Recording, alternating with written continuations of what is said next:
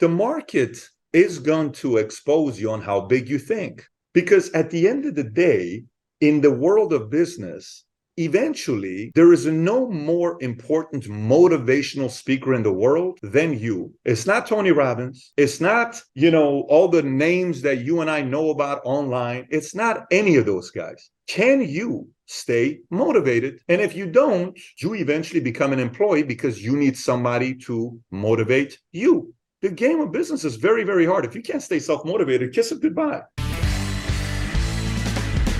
Do you guys know how difficult it is to find a high quality supplement line that doesn't just destroy your gut? Most pre-workouts and post-workouts, or even like on-the-go snack options like beef jerky or protein bars, they're terrible for your gut health. They're full of xanthan gum and guar gums and fillers and artificial sweeteners, which disrupt your gut microbiome and lead to chronic bloating, constipation, diarrhea, and not to mention when our gut is off, all of the other symptoms like hormone imbalances, thyroid issues, mental health issues, which is why I'm just obsessed about gut health. But anywho, I have not been able to find a good supplement line out there, and I had to cut out all of these fitness type supplements when I was really struggling with a lot of my own gut issues. Until recently, I found Paleo Valley. And Paleo Valley is one of the first supplement companies that hands down is incredible for your gut health, whether you're on a gut healing journey or you're someone who just wants to optimize your gut health and overall health. Their founder, Autumn, actually suffered with IBS herself. So she created this entire supplement line specifically to be gut friendly. And I'm not lying with you guys. Their whey protein powder, which is grass-fed and finished, gum-free, artificial sweetener-free, no issues, no bloating, no constipation, no diarrhea, no upset stomach, which is literally like the first time in my entire life that I've not had issues with a protein powder. And they even have super yummy grass-fed and finished beef jerky sticks, which are made with a collagen casing instead of the typical citric acid casing, which is terrible for your gut health. And if you want to try out some of their other products, they even have a bone broth protein powder. I love adding that into whether it's like my oatmeal in the morning or my protein shakes. It literally tastes like the Nestle hot chocolate powders, if you ever had those as a kid, which were not gut friendly. And then they have great supplements too, like their apple cider vinegar capsules or even their turmeric capsules, which are great for inflammation and gut health. So if you want to get a discount, you can use my code using the link in the show notes here, which is paleovalley.com/Rachel Shear podcast. But all of that's going to be in the show notes. So check out the supplement line because guys, you know me, I would not have this on my podcast if it was not awesome and gut friendly. I'm really grateful to have you on the show here today because one, you are the leading voice in entrepreneurship, business strategy, and entrepreneurship is something that I didn't know was a love of mine. But I look back now, and since I was a little girl and I had this little, not Kool-Aid stand, but worm stand where I would dig up worms in my backyard and I would sell worms because I lived in Minnesota. I was like a true entrepreneur from day one.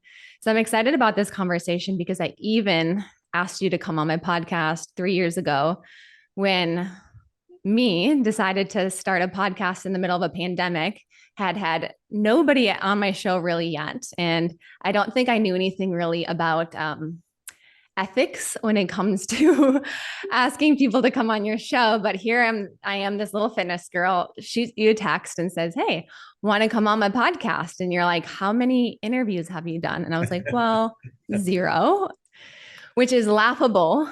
But you said something to me. You said, reach back out to me once you've done 50 podcasts. And I stuck with that planted a seed because something about me is anytime someone challenges me, I'm like, all right, game on. So here we are on the show today. And I'm proud of you for doing your part because most of the time when you say that, I never hear back from anybody because they don't do the 50 podcasts. Oh yeah, I waited until I hit 50 and I was like, all right, time to reach back up to Patrick. So, um, in terms of entrepreneurship, getting started here, what inspired you to be an entrepreneur? And where I want to head today is really just the rules for entrepreneurship, because it's a skill-based game. A lot of people feel like they are set out to be an entrepreneur, but not a lot of people realize what it really takes when they enter into entrepreneurship. And I love everything that you talk about. So I want to talk about that. But first, what inspired you to be an entrepreneur? A girl named Katarina. We were in Germany at a refugee camp, and there was this girl I liked a lot. She was a Czechoslovakian, and her brother was a guy named Jan Staff. And Jan liked video games, and I liked his sister.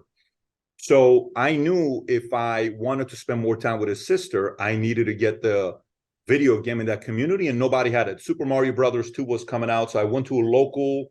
I was going knocking on doors everywhere, trying to find a way to make money. My parents were just going through a divorce. We didn't have any money. And I found this local swimming pool, and I went to the owner of the swimming pool. I noticed, I said, listen, everybody here drinks. There's beer bottles everywhere. What will you give me if I bring each one of them and I clean it up? He said, I'll give you 5 pfennig, which is like 5 pennies per beer bottle. And the Super Mario Brothers I wanted to buy from the store in Kaufhof was 249 marks. I did the math. I needed 5,000 beer bottles. Me and Katarina together went and raised that money. We worked hard. And then we eventually got to 250 marks, and we went and bought the Super Mario Brothers. I brought it back to the refugee camp. Jan played with the Super Mario Brothers, and I spent time with his sisters. So it was truly a girl that motivated me. But here's the part. The part of the story that's great is, let me bring you to what happened this week with my kids. So in our family, when you turn 6 years old, your currency is reading books. You need to read 20 pages every single day the moment you turn 6. And we have historically bought Who HQ books. Who HQ books are, owned by Penguin. I wanted to buy it from Penguin. They didn't want to sell it to me. So I said, we have to find somebody that's a direct competitor of Who HQ, or we build that magazine, build that publishing company ourselves. Anyways, I called a bunch of different guys that were smaller companies, and eventually one of them, they're all sending me their books. One of them sent me their books. I brought the 15 books home. I said, hey, Tico, look at these books, see if you like it or not. So he's reading through the books, and then all of a sudden he reads one of the books by Thomas Sowell, who is one of the greatest living economists in the world. So he reads the book, Thomas Sowell. I don't even think about it. That night when I go home, he says, Dad, can I go knock on doors here to see if anybody needs me to do any work for them? I said, what? He says, can I go knock on doors here in the community to see if I can do any work for them? I'm like, well, not today because it's Friday night at 9 o'clock, but you can go tomorrow. But I'm trying to find out, like, maybe it's my, I take credit for this. I'm like, it can't be me because I haven't told him to do it. He goes the next day with his brother and his sister. He's 11. He takes his 9-year-old brother and his 6-year-old sister. They go in the community and they knock on doors. Everybody rejects him. So comes back. I'm trying to see his attitude. I said, so what happened? They're sweating. It's hot. It's Florida weather. They're red. They said no. I said, okay, what are you going to do? I'm going to go again tomorrow. So then he goes the next day. He goes the next day. All of a sudden, we get a call 45 minutes later. One of the neighbors says, hey, are these your kids? Yes, they told me this is your phone number. We've never met, but, we would like to hire your kids to walk our dogs. I'm like, okay. So can you tell your kids to come back at 10 o'clock? So they go back at 10 o'clock. They go back at 10 o'clock. They walk the dogs for an hour and a half. This lady gave them $20. Okay. I don't know this lady. She didn't do it as a favor. You know how sometimes friends and family will do a favor for your kids to make them feel good? Wasn't that. Kids came home with a $20 bill. They're sweating. It's hot.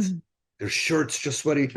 And I'm like, Tico, whatever you make, I'm going to match every dollar. So you made 20, I'm going to give you 40. But I took that $20. We're framing it. I'm going to put the book. I'm going to put the $20 bill. I'm going to take the picture, and I'm going to write something on the plate. I'm going to put it on the wall because it's the proudest moment for me as a father. I'm keeping the first 20. They got 40. I said, what are you going to do with this $40 that you earned? He says, well, I said, who worked the hardest? He says, Dylan was the hardest working employee. I said, so what do you want to give Dylan? He says, I think I should keep 15 because I'm the CEO. He should make 15 and my sister should get 10. Yeah. And she says, I'm going to give my sister $10 because she built a relationship. But the point is this. I sat him down. I said, let me tell you why this is a special moment. I said, number one, I'm very proud of you guys as your father. Number two, you will never starve for the rest of your life. So to answer your question for you, Yeah. the great thing about entrepreneurship is when you learn how to make your own money, not needing family, friends, anybody, you will never, ever have to worry about starving. And so that's one of the things why I value entrepreneurship, because it's guaranteed that you're going to be okay the rest of your life financially. Yeah. A lot of people think it's the insecure route. It's the route that requires more risk. But if you truly believe in yourself and you know, like, if I were to lose everything, I would be successful, you could actually truly say, like, this is the safest route because now I'm betting on me and I'm not betting on someone else even as well. I love that story though with your kids. And that's incredible. I'm sure you're a big influence in that, of course, as their daddy, but also you said having them read since they're 6 years old overall. That's awesome. So Oh, and by the way, the point was in the book, Thomas Sowell says, go around your community and ask your neighbors if they need help with anything and make money. So the point is, he got the inspiration from reading the book and he went and independently did it. So that Thomas Sowell book really inspired my oldest son. do you feel like then entrepreneurship is more nature over nurture? So are some people just born with these skills where other people have to learn them and develop them? I know it can be a little bit of both for sure. Yeah, so we change because of intentional change. We change because of force. Okay, you don't want to change by force. You would like it to be intentional, but most of the time we change by force. What do I mean by this? So you got a girlfriend, you got a boyfriend, doesn't work out. He treats you bad. She treats you bad. You're like, and she says, or he says to you, you'll never make it without me, Rachel. You will never make it without me. And you say, oh, really? Yeah. Okay. No problem, buddy. Mm-hmm. Let me show you who I am. Boom. That's Barbara Corcoran. Her boyfriend was a famous realtor, and he dumps her and tells her, you will never make it without me. And Barbara ends up selling her company for $70 million, Shark Tank. And she told that story. I was like, what a great story. I wrote about her in the book. Mm-hmm. Okay. So part of it is force. You have sometimes more bad bosses have given birth to entrepreneurs than anybody else. Okay. A bad boss forces people to become an entrepreneur. Why? You didn't value them. You didn't work that hard. You're golfing 3 days a week. They're doing all the work. You didn't recognize them. You didn't appreciate them. You didn't give them a raise. You didn't give them a benefit plan. You just didn't get to know them. You didn't invite them to your house to get to know you. And you didn't take that additional time. And they're like, you know what? Honestly, this guy's pissing me off. I'm out. I became an entrepreneur because of a bad boss. 2 bad bosses forced me to become an entrepreneur. So, one was at Bally's. The guy made a promise I was going to get a promotion, didn't give it to me. I went and became an entrepreneur. Second one was a lady named Susan who wasn't a good boss, and I didn't like the way she handled herself. I said, no problem. I'm going to go and compete against you guys, and I'm going to do my part. You could have kept me. Ended up costing them nearly $500 million, but it is what it is. I'm going to go do my own thing. So it's not the same for everybody. Are some people, have a natural larger than life personality and they're charming and charismatic? Yes, of course. Are some people more, naturally better salespeople and negotiators? Yes, of course. But does that mean that they typically end up being the biggest one? No. It's typically, Rachel, I'm writing a book right now that's coming out in December of this year by Penguin, and I've never talked about what the title of the book is going to be, but it has to be by you choosing your enemies wisely, okay? So what do you mean by choosing your enemies wisely? If you look at the people that ever built anything that was something you would never believe that they could do, okay? Someone like you, maybe somebody 4 years ago was like, Rachel's never going to build a multi-million-dollar business on her own. She's a sweetheart, little bodybuilder, works out, takes care of herself, $25, takes my blood. She's never going to do anything. I was told that, actually. That's what's awesome about it. But that's actually what's by awesome my about ex, who's now my ex. Of course. Now your ex. Yeah. 5.5 years. And he says that you're never going to make it. So watch what happens. I'm convinced, and I may be wrong, but I'm convinced the definition of enemy to us is like, oh my God, let me tell you what, I got to go out there and take him out. No, that's not an enemy. Enemy is, father who didn't believe in their kid and left them. a mother who said, no one's ever going to marry you. No one's ever going to do anything with you. You're not smart. You're dumb. It's like, really? Yeah. Your family, you guys are nobodies. Really? Yeah. Huh. An enemy for me, I have a lot of enemies that I can think about and write about. But when I think about what moved me and a lot of people I study, there's typically somebody that they chose the right enemy. We're at a family gathering, Christmas. This is like 10 years ago, maybe even longer than that. Yeah, probably 10 years ago. No, this is 2006, something like that. It's a Christmas party, 2007. This one guy, relative, makes fun of my dad in front of me. And I can't even tell you what happened to my body when I heard that. Like I'm not even paying attention to their conversation. I'm talking to somebody else. He says something. All of a sudden I look at him. I'm like, you don't talk to my dad like that. Now he's just joking. He's not being an asshole about it. He's just joking. I'm like, yeah, you don't talk to my dad like that. I said, Dad, we got to leave. He says, we're not leaving. It's Christmas party. I said, I don't care. We're leaving. We're not leaving this place. We left in the car. 30-minute drive back from Glendale to Granada Hills. I told him, they're going to have to kill me. The world's going to know your last name. That enemy has driven me since 06. But now there's new enemies and new enemies and new enemies. So sometimes a former boss is a healthy enemy. Sometimes an ex is a healthy enemy. Sometimes a former partner that took advantage of you and didn't appreciate the work you're doing and they left and didn't do their part. So I think too often we choose the wrong enemy. And the wrong enemy is, that's not fair. I can't believe he said this.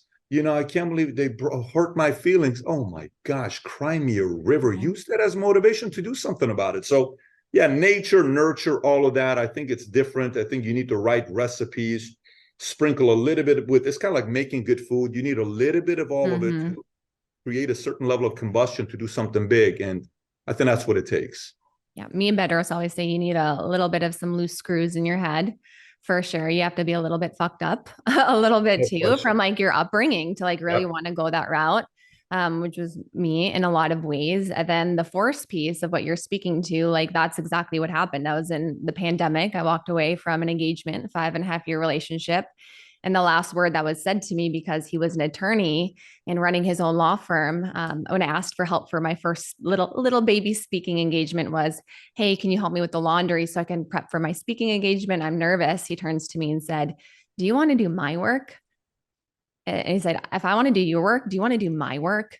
Talking about laundry, and then him referring to his law work. And I walked out the door the very next day and I skyrocketed. I went all in on me. I'd put $50,000 to work with a business coach. And now I've far surpassed him, but then I've found new areas of tension along the way. And I think what you're really speaking to is that tension, right? And a lot of people underestimate the power of tension. And tension is powerful, right? Tension in relationships actually is great. A lot of people are complaining all the time about like, oh, we fight all the time. We're always fighting. There's tension. There's tension there because you guys are both fighting for what you want in a lot of ways. So tension is a good thing. Tension in a relationship, because otherwise you're going to be mediocre and you're just going to settle for a mediocre partner. You're fighting for what's best. And I think the same thing goes with entrepreneurship too.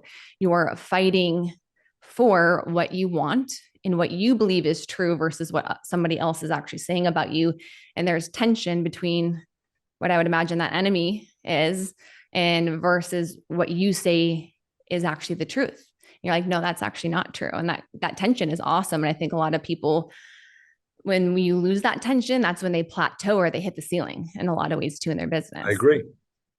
Yeah. Powerful. So force and choose enemies wisely. Yes, and you chose a good one. Yes. And new ones do develop over time for sure. 100%. By the way, and here's the other part. Like we were talking to a couple of guys the other day. I said, what drove me at 23 doesn't drive me today. Yeah. What drove me at 28 didn't drive me at 35. So you need to know, what is the current driver, not a driver of 10 years ago, or else you'll plateau. What drives you today? Oh my God. If I tell you, you're going to think I'm crazy. I tell you, you're going to think I already think you're crazy. So I am crazy. But for me, all entrepreneurs I am convinced there is the enemy. This is the biggest enemy I've ever had, which I love, because the enemy I have today is so big that I can't beat this enemy in 1 year. I want to get popcorn. I need 20 years for this enemy. Oh my God. This You is know, good. all the guys that I was competing with was like, well, I'm going to be more successful than that guy, have more money than this guy, bigger, bigger, blah, blah. Like that drives me this much today. Zero. I don't even look at that at all anymore today. Today it's more history, things that's going on with society, establishment, politics. It's stuff that is just driving me in ways I've never thought before. And it's introducing me to a guy I've never met before. And I'm loving this. And we're going to do our part we're going on a 40-year run. I'd like to see if God's going to give me 40 more years. I would happily take that as a healthy guy, because I think we need 2 20-year runs. But the next 20 is going to be one for the history books. When you say introducing you to a guy you've never met, are you talking about yourself? Yes, of course. Absolutely. Yeah. It's pretty wild, because guy asked me a question today in our sales meeting with the consulting firm. And he says, were you always this confident? I said, I was an extremely insecure kid. You can't say that. I said, I'm not trying to patronize you. Let me explain to you my story.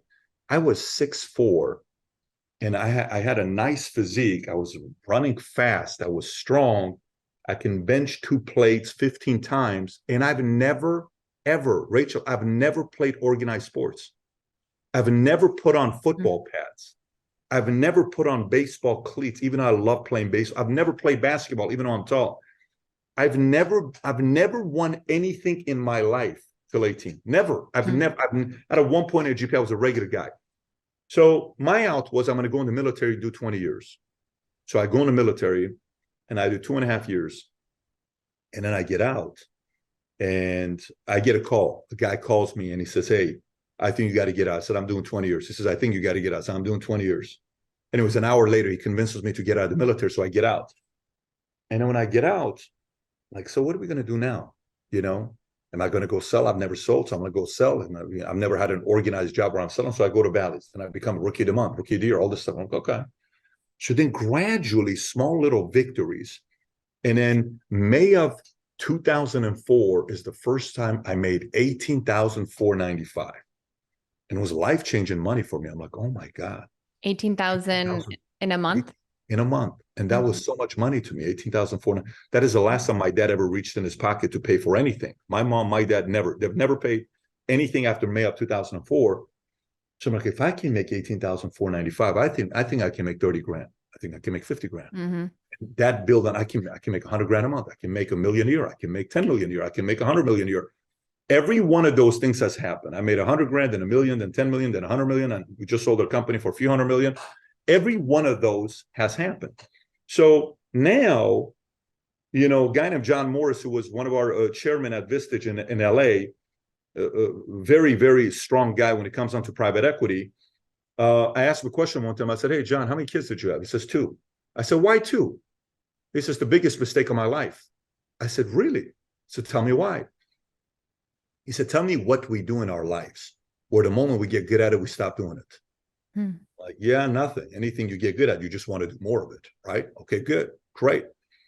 So he says, we got good at parenting after 2. We should have 4. We didn't do it. My wife and I regret it till today. Interesting. Meaning, today, I've never been more confident and experienced and wiser than I am today with resources and the right contacts. And enough battle scars, some real good ones, which has taught me a balance of paranoia and optimism. So why are we going to stop today? We're not going to. So to me, we are just barely getting started in a marketplace.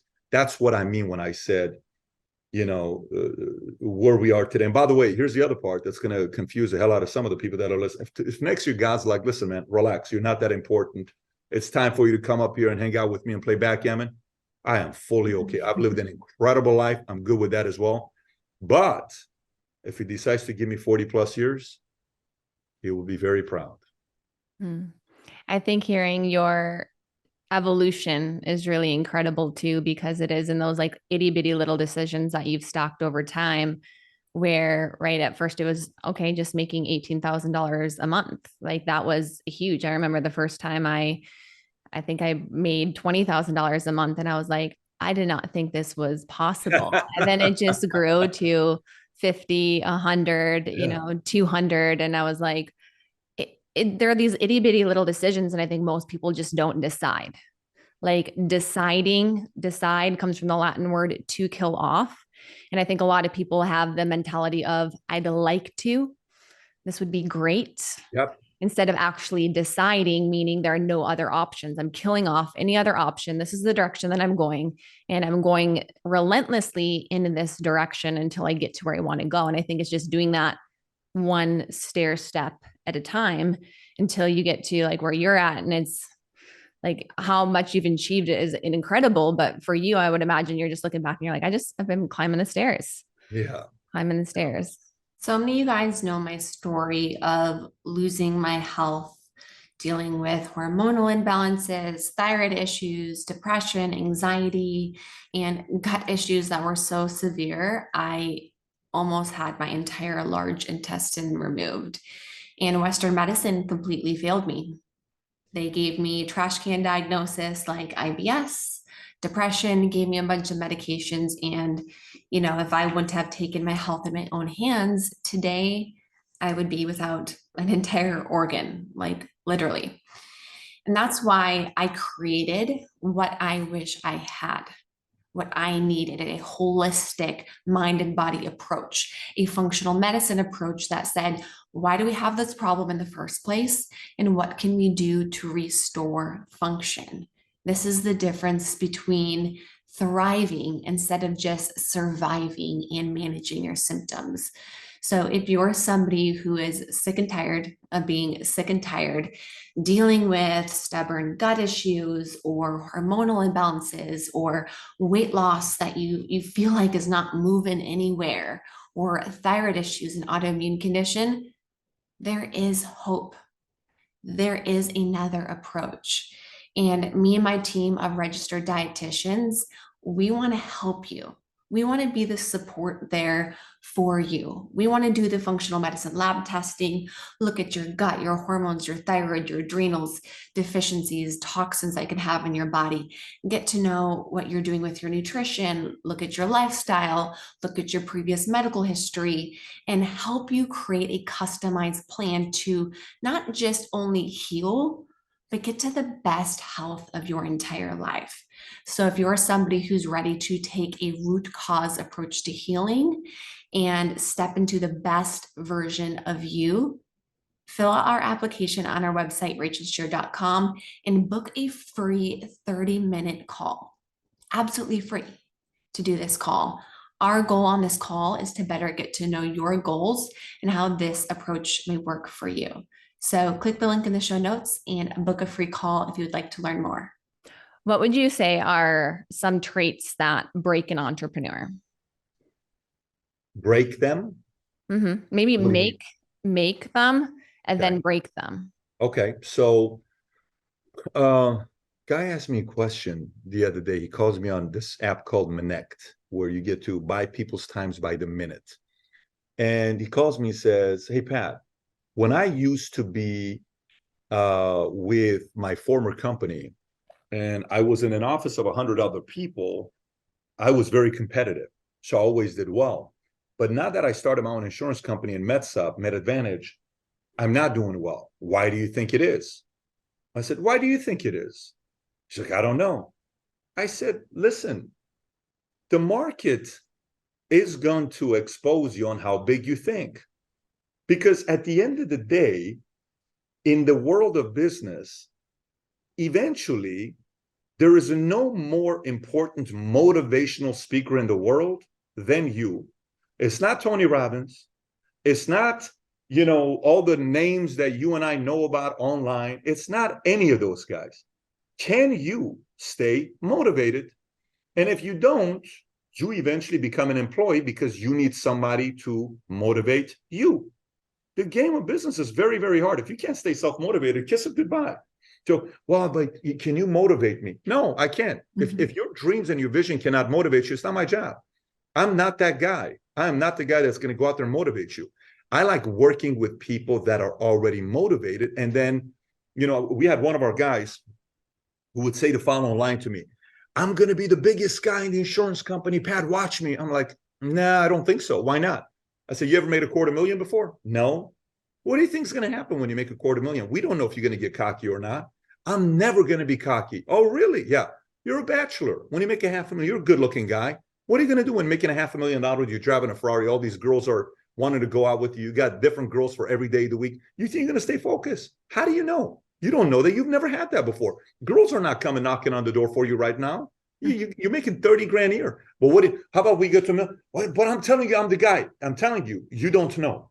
The only way we're going to know is when the event happens. When I was coming up and I'm in an insurance company and I'm looking at the speaker on stage, I'm like, my God, that guy is freaking amazing. I'll never be like that guy. I'll never be like this guy. I'll never be like that guy. You know what I realized? I realized at the end of the day, it's going to take a decade or two to realize who the biggest thinkers are. Not 1 year, not 5 years, minimum a decade. I'm telling you, it's 2 decades if you ask me. It's going to take 2 decades for them. So they're like, oh, let me tell you, it's that guy. He's the social media guy. Relax. You have no idea how big the guy thinks. No, it's that girl. No, it's this. No one knows. Filtering process to really identify who thinks the biggest takes 20 years. So, what it makes him, what breaks him, what all this stuff. We had a guy, I'm doing an event at this guy's house, and one of the guys like, wow, let me tell you, I just had a really rough 2022. I said, what'd you make in 21? I made $10 million. How were you working in 2021? Dude, let me tell you, I was killing. I was netting 10 million. I bought this house. I did that. I did this. I did that. I said, how hard were you working? 60 hours a week. How about 2022? No, I took the year off. And you're losing people right now? Yeah. Why are you surprised you're losing people? Well, what happened to the old school loyalty? I said, you think loyalty only starts from bottom up? You want all your people to be loyal to you, but you don't want to be loyal. You're golfing 6 days a week. But that's what I signed up for. I understand that. But don't be surprised if your guys are leaving you because they didn't sign up for golfing 6 days a week. They have a bigger vision than you. So the market is going to recognize the big thinkers, and it's going to expose the small thinkers. The market has no mercy for my feelings, for your feelings, for anybody's feelings. We will all be exposed. It could be for the better, or it could be for the worse. Then it's when people say, well, that guy was just a talker. You're right. He was just a talker. Holy shit, that guy, he didn't talk as good as the other guy. But dude, that guy was the real heavyweight big dog. You're right. But either way, we're going to find out 2 decades later. So yeah, in 20 years, I mean, you really realize who are the people who are not just getting these mini successes along the way, right? And I think we see a lot of those people get the mini successes and then they fade out. And even companies too. I've seen a lot of different companies that come on the scene, they crush it. And then you're like, what happened to them overall? What I'm hearing from you is that intrinsic motivation of having that intrinsic motivation that really it's that tension. And I would imagine too, just like that guy who made $10 million a year, was working 60 hours a week. And then in 2022, he was taking time off, golfing, and then he saw the net effect of that, right? He lost that intrinsic motivation and he lost the tension. He lost that tension that he needed to really keep him catapulting and going. So it's like, what are you really doing this for? And I think a lot of people are in this though, just for the money. And one thing I always tell everybody is if this is just about the money, you will quit every single time, especially when you get to that next money point or when the going gets tough, you'll quit. It can't be about just the money. Like the money is important. 100%. Who doesn't want to make more money? But it has to be that, I like what you said, like keeping your enemies closer, but it has to be this deep internal pull of proving something, not to anybody else, but actually it's really proving it to yourself in a lot of ways. It's about who you're becoming, who you're stepping into along the way. And that intrinsic motivation that isn't alleviated by, okay, I made $10 million. So I'm going to sit here steady. Yep. And by the way, here's the thing. No one cares. Like meaning if you slow down at 10 million and that was the goal, more power to you. If your goal was to slow down at 1 million and golf 6 days a week, more power to you. But the problem is if you said you're going to go here and you slow down here, but you know you could go here, you just no longer want to do the work, Yeah, that's when, you know, the market says, yeah, you're either afraid of getting to the next level or you were full of it. But the market's going to. So guy says, Pat, I had one guy that's like, here's all I want to do. I want to make $150,000 a year, buy a $700,000 house, live in that house, have a Harley Davidson. I don't care what kind of car I drive. I just want a boat. I'd like to be in a lake house with a lot of land. He got there. Guess what? There's no judgment there. That was the goal all along. More power to you. Is he capable of more or less? He doesn't care. He's very happy. But so the level of congruence and alignment of what you're saying and the effort and the focus and the drive matches the vision. Being congruent and aligned is what's most important. Yeah, that makes sense. So what would you say then like breaks the entrepreneur most often? Is it that lack of motivation? So what breaks the entrepreneur? Not know. So, okay. It depends on of the levels, but let me kind of give you a couple ideas. So what it took me to make six figures was very different than what I needed to make $1 million a year. And what I needed to make $1 million a year wasn't going to help me make 10 million a year. And what I got to 10 million was not going to take me make 100 million. At each level, there was a certain thing that had to change. So for example, when you're smaller, you have to say yes to everything. So taking appointments 2 hours away, you don't have a choice. You don't have that many appointments. You have to say yes. I'm coming. Okay, I'll see you at 7:00. Shit, it's a 2-hour drive. Yep, you got it. You don't have any other appointments. What are you complaining about? Well, I can go watch a Laker game. No one cares. Go to the appointment. You drive to the appointment. And this was a terrible appointment. Yeah, it was a terrible appointment, but you are not yet good enough to be able to dictate the terms of the appointments. Okay, so go take that appointment. I will. Hey, let's make some calls. It's not a qualified client. It doesn't matter. I got to call them anyways because they may know somebody that's qualified. So now you make 6 figures. So then you say, how do I qualify my calls better? So the higher you go, the more you have to say no. The lower you are, the more you have to say yes. Okay, you don't have the luxury of saying no. The goal is to get to a point to be able to say no, and then while you're smaller, you're working in your business constantly. As you get bigger, you have the time to now work on your business. So now let's talk about what happens when you get to a point that you have to work on your business. So you start growing. All of a sudden, oh my God, I've never made this kind of money before. I never made this kind of money before. I have all this time. A guy asked me a question and he says, Pat, what do I do? We just did 35 million last year. Last month was our biggest month ever. I only need to work 20 hours a week. I'm at the office all day, but I'm not doing anything. Am I doing something wrong? Am I doing something? What do I do now? I said, no, what you are doing now is you're finally at a point that you as the leader has the time and the luxury to work on your business. If you screw up on this opportunity, having this free time, your 35 million will very quickly be 20 million. Leverage this 35 million to see what new CEO do you need to be? Who do you need to recruit? What technology do you need next? What new resources do you need? What new vendors do you need? What new areas do you need to expand to? What new investments do you need to make? What new people do you need to bring to train? Maybe your guys don't know how to handle certain technology you need to bring to make them better. Maybe management is not that good. Maybe you have a lot of low-level and mid-level management where you don't have too many C-suites. You got to now look at your org. There's all these things that you have, right? That you got to work on the business. And then when you also make the money and you get the fame and you go to the nice restaurants and you're having sea urchin and you're having Wagyu beef and you're eating these type of weird food for the first time. What's your favorite food? Foie gras. You didn't even know how to spell foie gras 5 years ago. Now you're having foie gras all the time. I like bone marrow. I like, the meat to be like this. I'm like, oh my God. So now you're going to these restaurants, the same waitress, Mary, comes to you. Would you like to sit on the same table, please? Same bottle of wine, same bottle of wine. So now you're making money. People are respecting you. You got bottle services. You're doing all this other stuff. Now that boredom can bring some dangerous stuff into your life. Drugs, alcohol, wrong people, partying, gambling, making stupid decisions. I'm a man, so we all know what decision men make. You know what our weaknesses are. We know what our weaknesses are. We know where we screw this thing up, huh? So the ladies. Oh, of course. I mean, and power and you do turn. Oh my God, so great. You're such a, the same flattery you hear about women and they telling you. And by the way, if you've never had play with women, that's even worse, because let's just say you became rich and powerful, but you've never had play, and now you do, and now you're getting the attention. You don't even know how to handle it. It's kind of like, oh my God, all these girls. I'm like, no, they're just so. These are all things you're going to be facing. And if you don't know how to handle all these things at the same, it's not easy. There's a reason why most of us screwed up at some point. So, but yeah, it's not a one answer or two answer. It varies based on the individual, but there's a lot of different things that can get in the way. Yeah, a lot of different varying things. No, that's super helpful though, to share all of those different tactics there. When it comes to business success, do you think education or alignment is more important? Define education.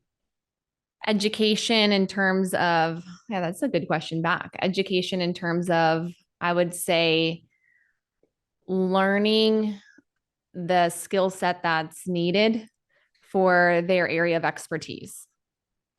Okay, so you're not talking degrees and stuff like, you're talking self-help, self-education, staying as a student. We could go two different directions here, right? If education, like formal education versus education in your specific skill set. Yeah. And alignments. Yeah. So, alignment, you lead with a peace of mind. Like for me, if my values and principles and vision and mission matches my behavior and action, I'm fulfilled. I'm at peace. I lead better. But if my effort, my attitude, my approach to the game contradicts the size of the vision that I have, I'm bitter. I'm annoyed. I'm upset with myself. So I'm bad with customers. I'm bad with my employees. I'm bad with everybody in my life, my spouse, my kids, everybody.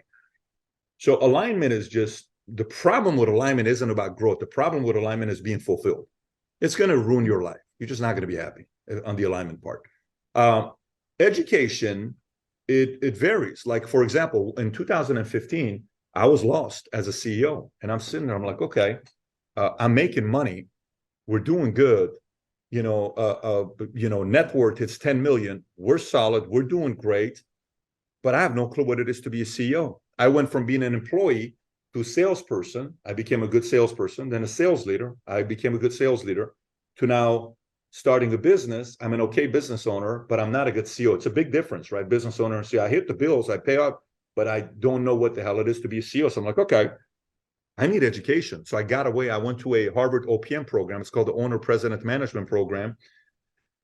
That your top line revenue needs to be a minimum 10 million to be invited. So I went to it, and I spent 3 weeks living on Harvard campus. I took an RV and I lived on campus, and the RV was out there. So I was still making content out of the RV while I'm living on Harvard campus. And then my wife would bring the kids. And so I had a couple of days that I spent with the family.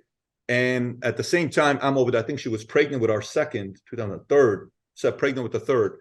And I'm at the campus. So while I'm at the campus, they group you with different people. There's 144 of us in the class that we're going to spend 3 weeks together. We're all staying at the campus, whatever rooms that we have.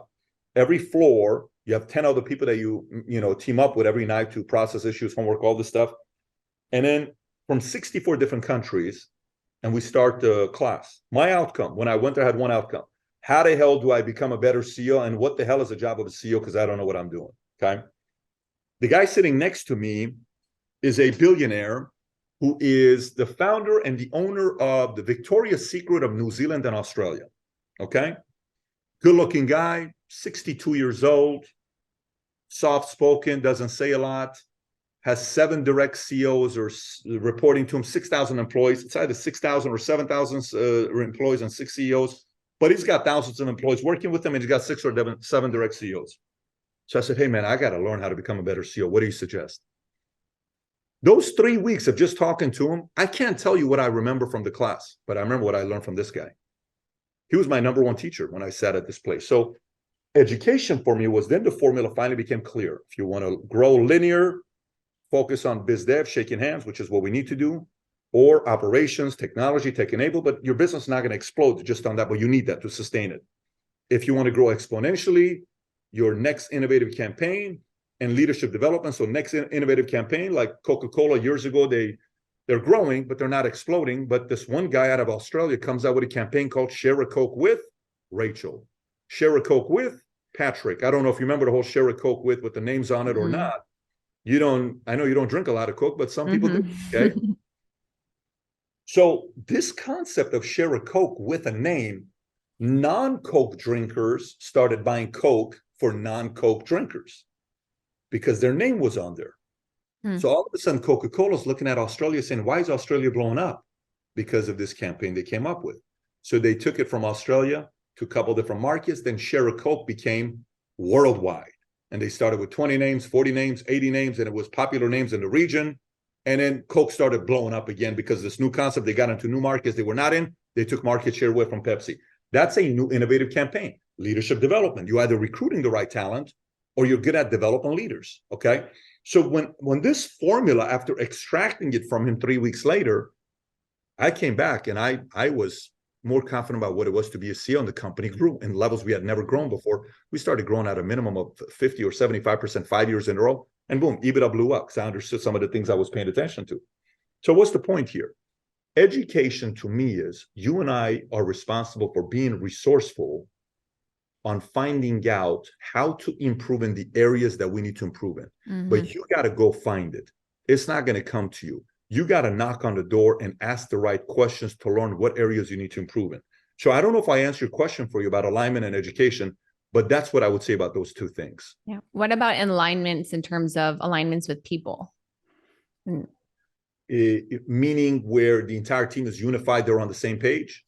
Meaning where, there's a lot of quotes out there, your network defines your net worth, like getting around the right people, your environment, other entrepreneurs, like that playing a role in your business success in comparison to the education. I love what you described about education in terms of like getting that exact skill set that you need for what it is that you're doing, like when you were that COO. Yeah, I'll tell you, like I don't ever want to be the biggest guy in the room.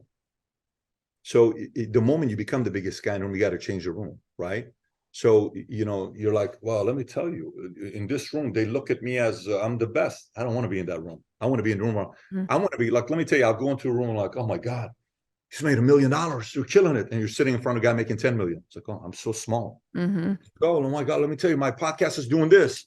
And he goes sit on something. Oh my God, we're nobody. You're so, look what we're doing. So you need that to constantly, and by the way, sometimes even the big guys get too comfortable with each other and they don't want to go to the next level of discomfort. And it's not easy, because it's warm and fuzzy, but there's always somebody that's ahead of you that's doing something better than you, or it's been around longer than you, that can probably challenge you and find some blind spots that you're not seeing. So I do believe in that, but I believe in continuously upgrading the room to make sure you're not the biggest guy in the room. If you are, you're going to flatline. Yeah, I love that. Continuously upgrading your room to get around people who are doing better than you. Awesome. Couple other questions here before we wind down. Is there anything I first haven't asked you that I should have asked you on entrepreneurship? I know we have limited time left. Is there anything you haven't asked me that should ask me on entrepreneurship? I mean, it's a million of them. I don't know if I think of anything right now, but there's I will tell you this part here. I will tell you this part here that maybe it's important for you to be thinking about.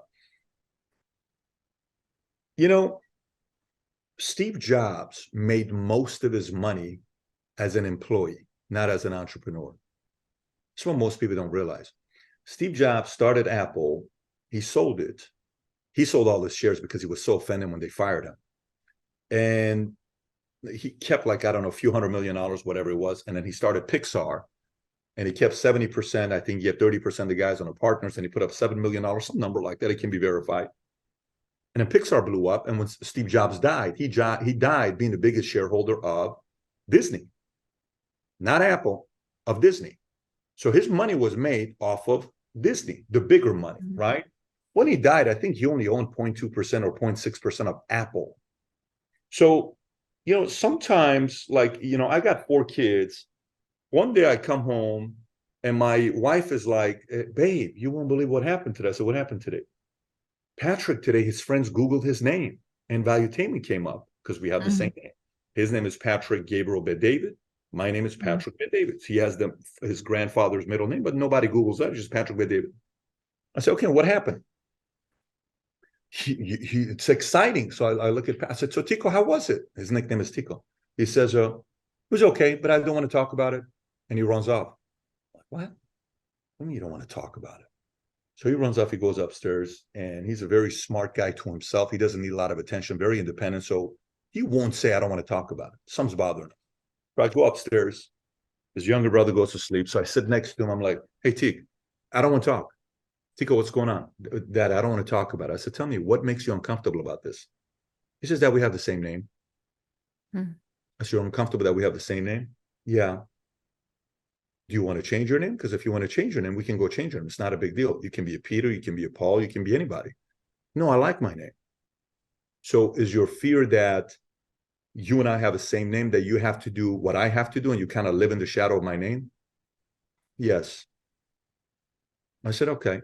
I said, do you think to make me proud, you have to be an insurance agent or an entrepreneur? Yes. I said, you don't have to. I said, listen, there's nothing you have to do in your life for me to love you more or less. Nothing. My love is never going to increase or decrease.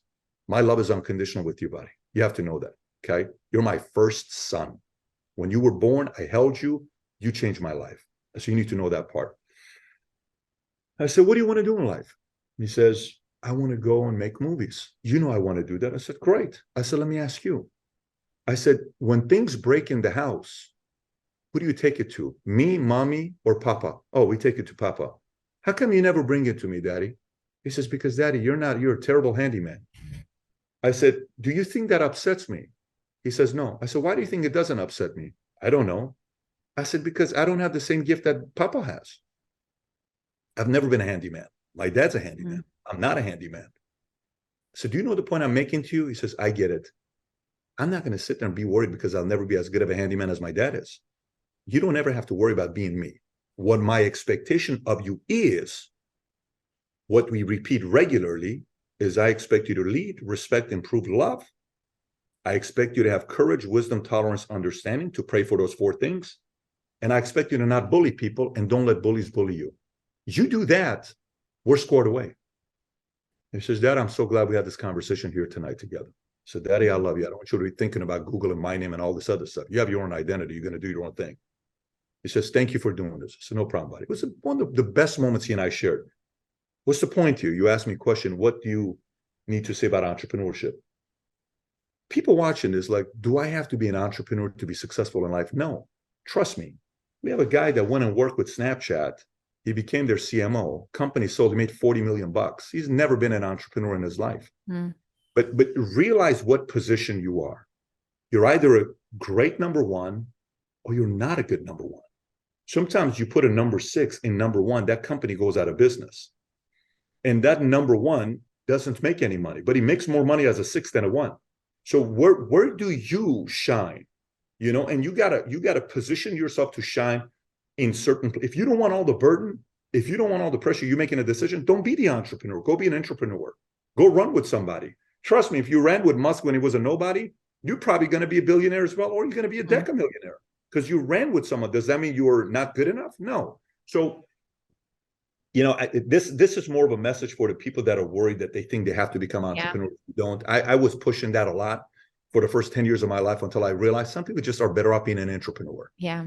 And I think right now, entrepreneur is like the sexy word, and everyone feels like they have to be an entrepreneur. And a lot of people, like, it's just not the route that they're supposed to go. And I love that you speak about being an entrepreneur, because there are a ton of incredible entrepreneurs out there. I have a girl who actually works in my business, and she's a badass. She's crushing it, and she's going to grow with me as my business grows, and she's going to make a shit ton of money, but she's not an entrepreneur at the core. And I think a lot of people can be great entrepreneurs. As a take home message for anybody who's listening here. Like, it's not about being an entrepreneur necessarily, but it is about working your hardest, giving 100% in everything that you do, being a part of something that you're passionate about and something that you believe in and something that you have skills that you can add value to. And I think that's what really is going to allow for there to be success ultimately. So Patrick, thank you. Thank you for coming on the podcast today. Where can people find you? You know, just type just Google your name. Yeah, just Patrick David, you know. I will tell you, if you want to go a little bit deeper in this, my book I wrote 2.5 years ago, it just crossed 250,000 sales. It's called Your Next 5 Moves. If you want to find out in this strange times what to do next, the key will come down to sequencing. If you want to kind of get that part squared away in a season like this, I highly recommend you read the book, Your Next 5 Moves. Yeah, everyone, he has a ton of incredible books out there. We will put all of them in the show notes if you want to check any of those out. And this has been awesome. Thank you for coming on my show today. This is the Rachel Scheer Show.